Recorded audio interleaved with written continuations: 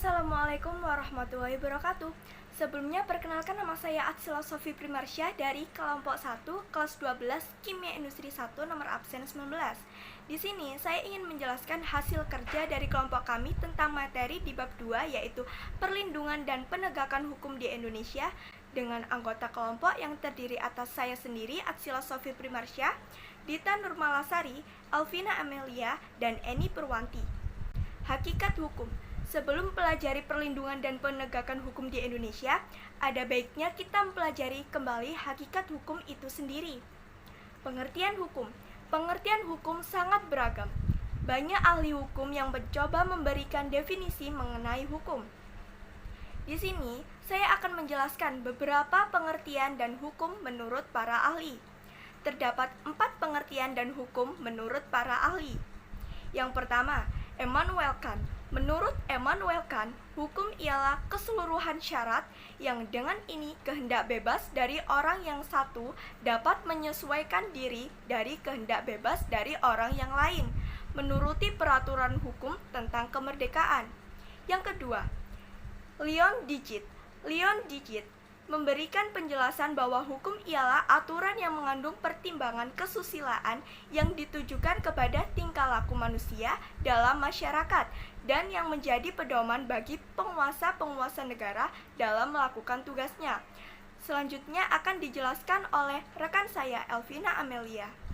Perkenalkan, nama saya Elvina Amelia dari kelompok 1 kelas 12 Kimia Industri 1 nomor absen 29. 3. SM Amin SH dalam bukunya yang berjudul Bertamasya ke Alam Hukum merumuskan hukum sebagai kumpulan peraturan yang terdiri dari norma sanksi-sanksi. Dan tujuan hukum ialah mengadakan ketertiban dalam pergaulan manusia, sehingga kedamaian dan ketertiban terpelihara. 4. JJT Singorangkir SH dan Werjo Sastro Pranoto SH.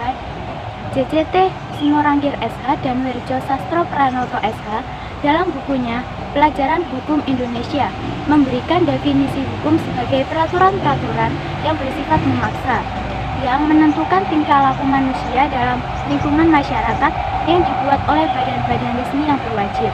Pelanggaran terhadap peraturan-peraturan tadi berakibat diambilnya tindakan, yaitu dengan hukuman tertentu. Assalamualaikum warahmatullahi wabarakatuh. Perkenalkan, nama saya Eni Purwanti dari kelompok 1 nomor absen 30 dari kelas 12 Kimia Industri 1. Nah, dikutip dari situs resmi Kementerian Pendidikan dan Kebudayaan Republik Indonesia, sistem hukum di negara Indonesia sudah sesuai dengan Undang-Undang Dasar 1945 yang membutuhkan lembaga peradilan untuk mengawasi berjalannya hukum. Berdasarkan ketentuan dalam Undang-Undang Dasar 1945 dalam pasal 1 ayat 3 yang berbunyi, negara Indonesia adalah negara hukum. Kemudian untuk kesimpulannya, dari beberapa pengertian hukum menurut para ahli dan Undang-Undang Dasar 1945, dapat disimpulkan bahwa para ahli memiliki pendapatnya sendiri-sendiri dalam mengartikan hukum. Dan menurut Undang-Undang Dasar 1945, konsekuensinya adalah segala kehidupan kenegaraan selalu berdasarkan kepada hukum. Untuk lembaga peradilan akan dijelaskan oleh rekan saya, Dita Nurmalasari. Assalamualaikum warahmatullahi wabarakatuh.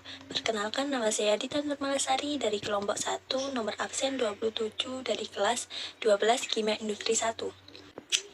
Untuk menjaga dan mengawasi hukum berjalan dengan efektif, maka dibentuklah lembaga peradilan seperti peradilan umum, peradilan agama, peradilan militer, dan juga peradilan tata usaha negara.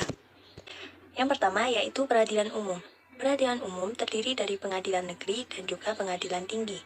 Yang kedua, peradilan agama. Peradilan agama terdiri dari pengadilan agama dan juga pengadilan tinggi.